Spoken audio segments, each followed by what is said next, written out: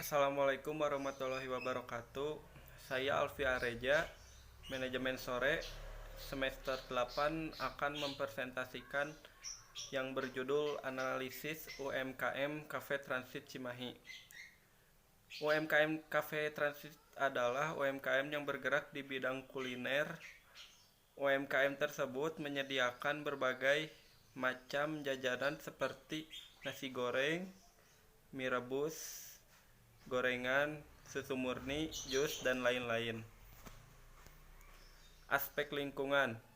Aspek lingkungan merupakan salah satu aspek yang sangat penting dianalisis sebelum usaha dijalankan.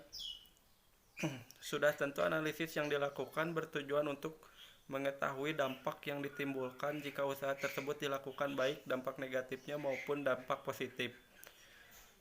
Pengutamaan AMDAL analisis mengenai dampak lingkungan secara khusus adalah meliputi dampak lingkungan di sekitarnya, baik di dalam ataupun di luar usaha yang dijalankan.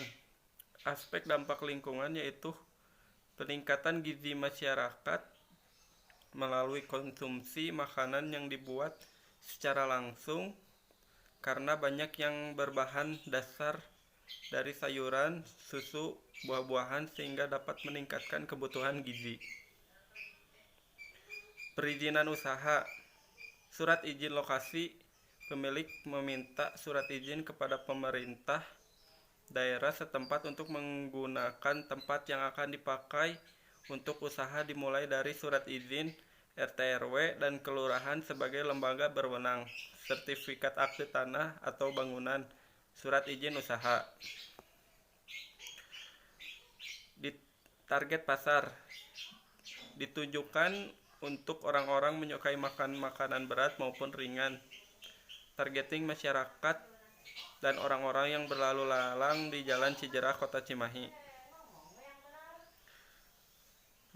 Pemilihan lokasi usaha. Kebutuhan lahan lokasi penjualan terletak di Jalan Sabi, Cijerah, Kota Cimahi. Penentuan lokasi merupakan hal yang sangat penting dan harus dipertimbangkan, karena lokasi yang tidak tepat dapat menimbulkan kerugian. Faktor yang dipertimbangkan dalam pemilihan lokasi usaha adalah sebagai berikut.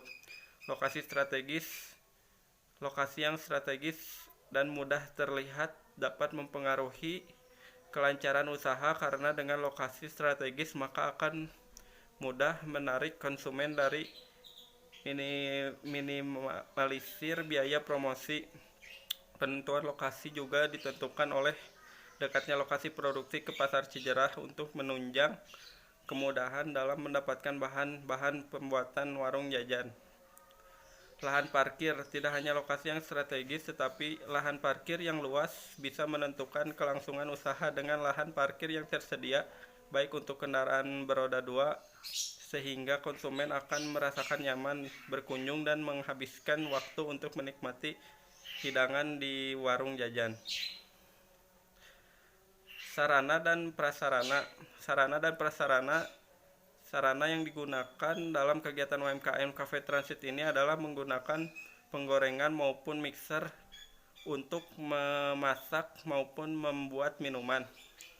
Kendaraan roda 2, sepeda motor untuk delivery order, dan juga untuk kendaraan membeli bahan baku, meja saji, mesin kasir, kursi, toilet, lahan parkir, dan lain-lain. Sebagai untuk prasarana UMKM ruang jajan untuk menggunakan lahan seluas 100 meter persegi sehingga pengunjung dapat leluasa makan di tempat.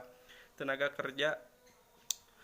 kerja yang dipekerjakan untuk menunjang kelancaran UMKM Cafe Transit adalah